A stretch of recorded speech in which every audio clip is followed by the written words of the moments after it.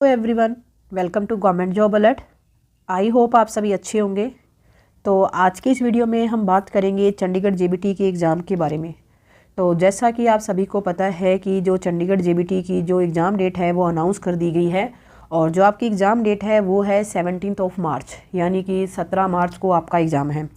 तो इसी के साथ आई होप आप सभी को ये भी पता होगा कि चंडीगढ़ में धारा 144 इम्पोज की गई है और जो धारा 144 जो इम्पोज की गई है वो 1 या 2 दिन के लिए नहीं, वो 60 डेज़ के लिए इम्पोज की गई है। जबकि जो चंडीगढ़ जेबीटी के एग्ज़ाम के लिए जो टाइम पीरियड बचता है अभी वो आपके पास 30 to 35 डेज़ के अराउंड ही है।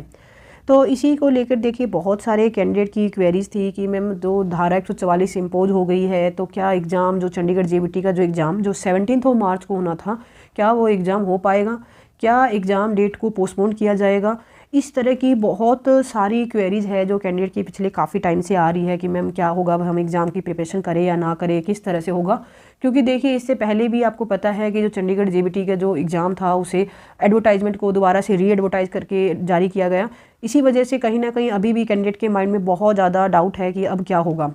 तो देखिए सबसे पहली बात तो ये तो बिल्कुल क्लियर है कि चंडीगढ़ में धारा 144 इम्प्लीमेंट की गई है, इसमें तो कोई भी दो राय नहीं है। और जब भी कहीं भी किसी भी जगह धारा 144 इम्पोज की जाती है तो क्या रूल्स एंड रेगुलेशंस होते हैं, वो क्या रूल्स एंड रेगुलेशन है मुझे नहीं लगता कि मुझे आपको बताने की ज़रूरत है। आप सभी को ऑलरेडी पता है कि क्या रूल्स एंड रेगुलेशंस होते हैं। तो अब बात आ जाती है कि क्या इसका कोई एग्ज़ाम पे इफेक्ट पड़ेगा। तो देखिए सबसे पहली बात, देखिए जो धारा 144 है वो जो इम्पोज की गई है वो ऐसा नहीं है कि आज अभी 1 घंटे पहले इम्पोज कर दी गई है। आपको पता होगा कि 11 फरवरी से ही धारा 144 इम्पोज कर दी गई है चंडीगढ़ पे, ठीक है। और आपको इसी के साथ अगर आप चंडीगढ़ के एग्ज़ाम की प्रिपरेशन कर रहे हो जेबीटी की तो आपको ये भी पता होगा कि चंडीगढ़ में अभी क्या है कि चंडीगढ़ में पीजीटी के एग्ज़ाम क्या कंडक्ट करवाए जा रहे हैं। और जो एग्ज़ाम की जो स्टार्टिंग डेट थी वो 10 फरवरी थी, उसके बाद 11, 12, 13, इवन आज की डेट मतलब 13 फरवरी को भी एग्ज़ाम कंडक्ट करवाया जा रहा है। तो आप खुद सोच के देखिए 11 फरवरी से जो थी धारा 144 इम्प्लीमेंट कर दी गई, उसके बाद भी जो एग्ज़ाम थे वो स्मूथली कंडक्ट करवाए जा रहे हैं। अगर धारा 144 का इफेक्ट पड़ना ही होता तो ऑब्वियस सी बात है इन एग्ज़ाम पे भी पड़ता, यानी कि पीजीटी का जो एग्ज़ाम है उसे पोस्टपोन किया जाना चाहिए था। तो ये चीज़ आपको ही पता है कि इस तरह का कोई भी नोटिस नहीं आया है और जो एग्ज़ाम है वो स्मूथली कंडक्ट करवाए जा रहे हैं।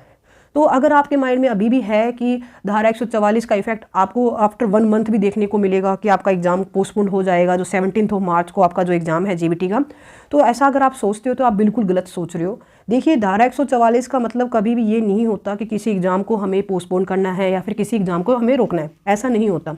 आपको ही पता है कि धारा 144 किस लिए इम्पोज की जाती है। बेसिकली बात यह है, चलो धारा 144 इम्पोज कर दी गई है, बट मेन है कि आपका एग्ज़ाम कब होगा।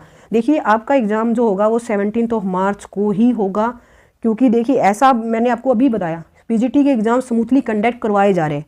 इवन आज भी पीजीटी का एग्ज़ाम है और वो स्मूथली एग्ज़ाम देखो आपको क्या होगा, कंडक्ट करवाया जाएगा। तो इस तरह के अगर आपको कोई भी रूमर्स कहीं पे भी आपको सुनने को मिल रही है, कोई भी आपको बता रहा है कि एग्ज़ाम आपका पोस्टपोन होगा या फिर ये हो जाएगा वो हो जाएगा, देखिए उनका सिंपल सा टारगेट है कि आपको डिमोटिवेट करना। और कोई आपको ऐसे बोल रहा है कि एग्ज़ाम आपका देखना पोस्टपोन होगा तो आप उनसे पूछिए जी, आप ऐसे नहीं कि आप तुक्के लगाओ, आप एक ऑथेंटिकेटेड इन्फॉर्मेशन आप उनसे मांगिए कि आप किस भी हाथ पे कह रहे हो। धारा 144 का अगर इफेक्ट पड़ना ही होता तो ऑब्वियस सी बात है कि पीजीटी के एग्जाम पे भी पड़ता।